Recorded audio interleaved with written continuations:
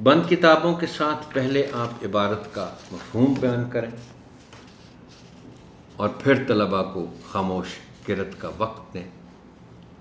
اس کے بعد ان کی کتابیں بند کروا کر منتخب بچوں کو عبارت کا مفہوم بیان کرنے کے لیے کہیں۔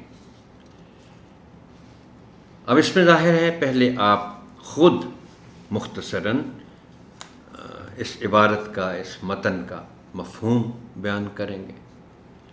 اس کے بعد جب بچے خاموش قرأت کر لیں گے تو پھر آپ ان سے چاہیں گے کہ وہ اس متن کا مفہوم بیان کریں۔ اب آپ جب اس عبارت کا مفہوم بیان کریں گے تو آپ نے دو باتوں کو خاص طور پر اہمیت دینی ہے اور دو باتوں کا خاص طور پر آپ نے ان کی وضاحت کرنی ہے۔ ایک تو یہ کہ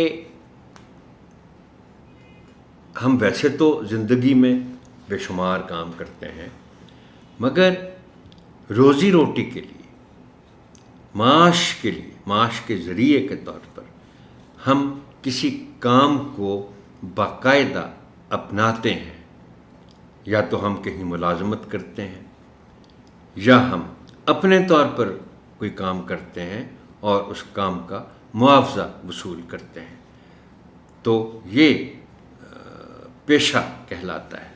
یعنی جو آپ کی آمدنی کا ذریعہ بنے اور جس کو آپ باقاعدگی سے کرتے رہیں، وہ اور جس میں آپ مہارت پیدا کر لیں، وہ آپ کا پیشہ ہے۔ یہ تو ایک بات ہے جو آپ نے بچوں کو سمجھانی ہے۔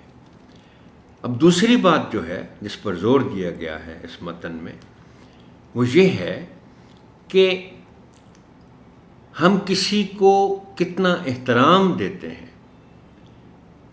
کتنی کسی کی عزت کرتے ہیں، اس کے دو پہلو ہیں۔ ایک تو یہ کہ ہمیں اپنا رویہ مختلف پیشہ وروں کے ساتھ کیسا رکھنا چاہیے، کیا سب کو عزت دینی چاہیے، یا جیسے ہم عام طور پر کرتے ہیں عملی طور پر اپنے بچوں کو یہ سمجھانا ہے، ان کو تلقین کرنی ہے کہ ایک دوسرے کی جو عزت کا معاملہ ہے اس کا پیشے سے کوئی تعلق نہیں ہے۔ اب دیکھیں نا، آپ بچوں کو بتائیں کہ ہم اگر گھر سے نکلتے ہیں تو ہم دیکھتے ہیں کہ خاک روب سڑک کی صفائی کر رہا ہے،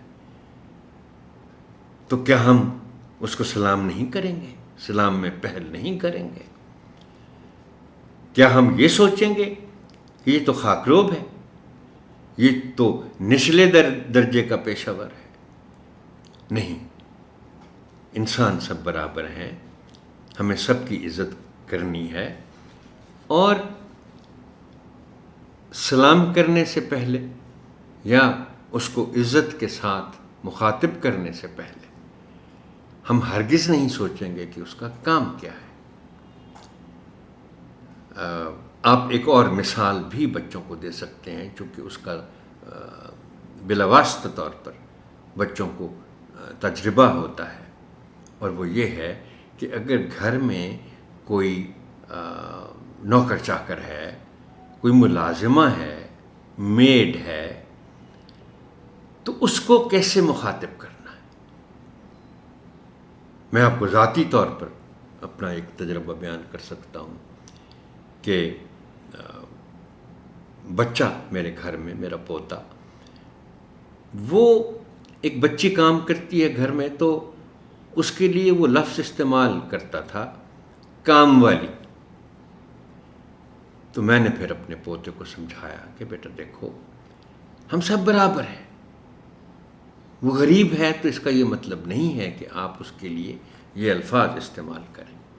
اس کو آئندہ کام والی نہیں کہنا، اس کا نام بلا لیں، آپ سے بڑی ہے تو باجی کہہ لیں، وہ خوش ہو جائے گی۔ سو عزت اور احترام، یہ ایک آپ نتیجہ اخذ کریں اس میں سے کہ عزت و احترام جو ہم کسی دوسرے کو دیتے ہیں اس کا ہرگز اس کے پیشے سے تعلق نہیں ہے۔ انسان اس لحاظ سے سب برابر ہیں، اور ہمیں درجہ بدرجہ عمر کے لحاظ سے لوگوں کو عزت دینی ہے، ان کا احترام کرنا ہے۔ اب آپ چند الفاظ کا انتخاب کریں اور بچوں سے کہیں کہ وہ ان الفاظ کو استعمال کرتے ہوئے اپنے جملے لکھیں۔ آپ ان کے جملوں کی اصلاح کریں اور پھر نمونے کے طور پر خود بھی ان الفاظ کے جملے بنائیں اور تختہ تحریر پر لکھیں۔